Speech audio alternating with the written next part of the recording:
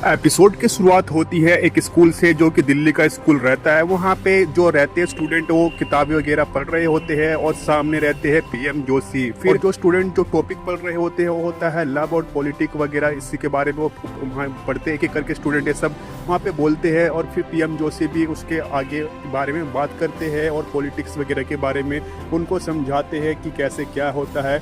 और इसके बाद तभी वहाँ पे एक शख्स आता है और पीएम जोशी के कानों में कुछ कहता है। वो शख्स रहता है मुराद पटेल, जो कि एक पॉलिटिकल एडवाइजर रहता है। उसकी बातें सुन के पीएम जोशी काफी शौक हो जाते हैं और तुरंत वहां से निकल पड़ते हैं। बॉडीगार्ड उनके पीछे रहते हैं और बाकी जो उनके जो टीम रहती है और उनके साथ चलते हैं, क्योंकि उनको पता चल जाता है कि जो उनको सपोर्ट मिला था दूसरी पार्टी से वो वापस ले रहे हैं। और दूसरी तरफ ये सब न्यूज वगैरह चल रहे होते हैं और दूसरी तरफ देखने को मिलता है कि वो प्रेस कॉन्फ्रेंस करके बताते हैं कि अब हम उनका समर्थन नहीं करेंगे। और जो पश्चिम बंगाल की जो पार्टी रहती है, मुख्यमंत्री कहते हैं कि अब हम उनका साथ नहीं देंगे, समर्थन नहीं करने वाले। उसके बाद देखने को मिलता है कि जो पीएम जोशी रहते हैं एक रूम में आते हैं और बैठते हैं और बाकी उनके साथ में दो लोग और रहते हैं। एक मुराद पटेल जो कि उनका पॉलिटिकल एडवाइजर रहता है और दूसरे गृह मंत्री जिनका नाम सोम रहता है। फिर पीएम जोशी इसी के बारे में बातचीत वहाँ पे करते हैं कि हमें तो कुछ पता नहीं था, हमें तो कुछ भनक नहीं थी, अगर भनक होती तो हम कुछ ना कुछ जुगाड़ लगा लेते।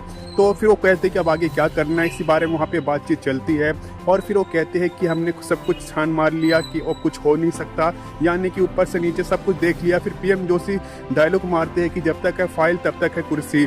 तभी वहाँ पे एक शख्स और आता है और कहता है कि एक लूप होल है और वो बताते हैं कि जो उनके परिवार वालों में से एक उन्होंने एक फ्लैट बेचा था जो कि रजिस्ट्री काफी कम दामों पे है। पीएम जोशी कहते हैं तो ब्लैक मनी का केस बनता है, तो इसके ऊपर में वो आगे कार्रवाई करने को कहते हैं। और कुर्सी किस तरह से बचाई जाए इस बारे में वहाँ पे थोड़ी बातचीत चलती है। उसके बाद दिखाया जाता है नई दिल्ली का, जहाँ पे दो लोग आते हैं कार में बैठ के इसी पार्टी के बारे में डिस्कशन करने के लिए। और वो दो लोग रहते हैं, एक कावेरी और एक मिश्रा जी। वो मुराद पटेल के कैबिन में जाते हैं और मुराद पटेल बताते हैं कि हम सीधा मुद्दे पे आते हैं कि किस तरह से पार्टी बचाई जाए, नहीं बचाई। फिर मुराद पटेल उन्हें दो ऑफर देता है कि बिहार को अगर आप अपनी पार्टी को हमारे साथ ले लेते हैं तो हम बिहार को एक विशेष दर्जा दिलवा देंगे, और एक और ऑफर रहता है। और जो सामने वाली पार्टी रहती है यानी कावेरी और मिश्रा जी, वो कहते हैं कि ठीक है हम राजनीति जी से बात करके कल बताते हैं। लेकिन वो कहते हैं मुराद जी की कल क्यों, आज ही अभी फोन पे बात कर लेते हैं। फिर कावेरी जी बोलती है कि वो पटना में नहीं है, वो मुंबई गई है पर्सन ऑफ द ईयर का अवार्ड लेने के लिए। उसके बाद मुंबई का सीन दिखाया जाता है जहाँ पे उसकी जो असिस्टेंट रहती है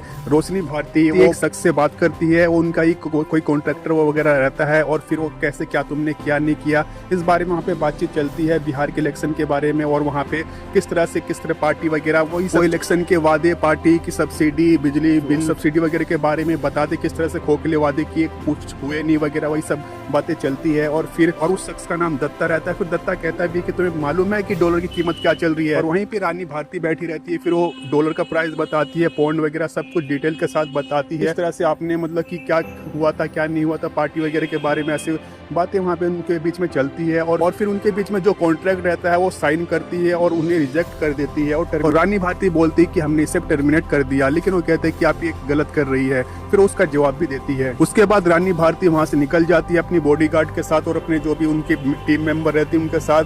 फिर वो जाती है अवार्ड फंक्शन में। फिर जो वहाँ पे एंकर रहता है वो सब कुछ रानी भारती के बारे में बताते हैं, किस तरह से इनका पास्ट रहा, फ्यूचर रहा, किस तरह से अपने पति को मारा इन्होंने, फिर खुद जेल गई और फिर किस तरह से ये बिहार की सत्ता में वापस आए, पहले किस तरह से मुख्यमंत्री बनी, फिर दोबारा किस तरह से मुख्यमंत्री, किस तरह से इनकी शख्सियत है, उस बारे में वहाँ पे बातचीत चलती है। फिर उनको अवार्ड दिया जाता है, वो अवार्ड लेती है और फिर वो इनका इंटरव्यू लेते हैं, थोड़ा सा स्पीच भी वो देती है। फिर उनसे वो कई सारे सवाल भी पूछते हैं। वो एंकर उनसे कई सारे सवाल पूछता है, उनका जवाब देती है। फिर वो एंकर बोलते भी है कि पीएम जोशी की सरकार तो गिरने वाली है, तो क्या आप उनका समर्थन करेंगे या नहीं। तो फिर वो डायलॉग मारती है और फिर कहती है कि हम उनका समर्थन नहीं करेंगे। रानी भारती सीधा सब कुछ टेलीविजन पे सब कुछ बोल देती है कि हम बिल्कुल उनका समर्थन नहीं करने वाले। उसके बाद पीएम जोशी को दिखाया जाता है जो अपने रूप में पानी के अंदर अपना मुंह डालते हैं, जो कि काफी ठंडा पानी रहता है। और बाकी के पास में गृह मंत्री यानी कि सोम जी और पॉलिटिकल एडवाइजर मुराद जी वहीं पे रहते हैं। तो कहते हैं कि आपका तो जो आइडिया था, प्लान था, तो फेल हो गया, कोई दूसरा आइडिया।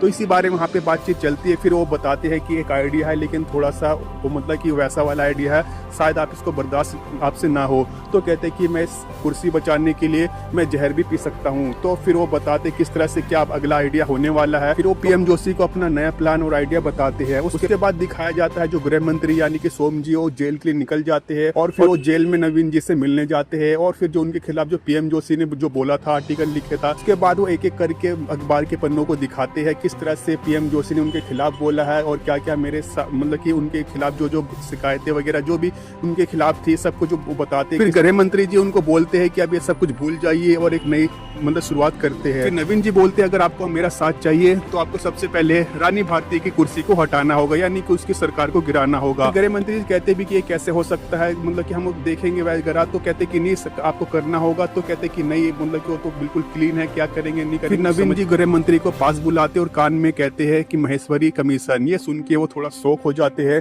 तो उन्हें समझ में आ जाता है कि आखिर रास्ता कैसे है उनकी कुर्सी को आगे गिराने का। तो गृह मंत्री जी समझ जाते किस तरह से रानी भारती की सरकार को गिराई जा सकती है। तो ये था महारानी सीजन 4 एपिसोड 1 का पार्ट 1। अगर पार्ट 2 देखना चाहते हो तो ज्यादा से ज्यादा कमेंट करो और आप हमें कमेंट बॉक्स में जरूर बताओ कि आपको ये स्टोरी कैसी लगी। यानी तो दोस्तों अगर आप जानना चाहते हैं आगे क्या क्या हुआ तो उसके लिए आपको चैनल को सब्सक्राइब करना होगा और बेल आइकन को प्रेस करना होगा, साथ में वीडियो को लाइक कर दो, शेयर कर दो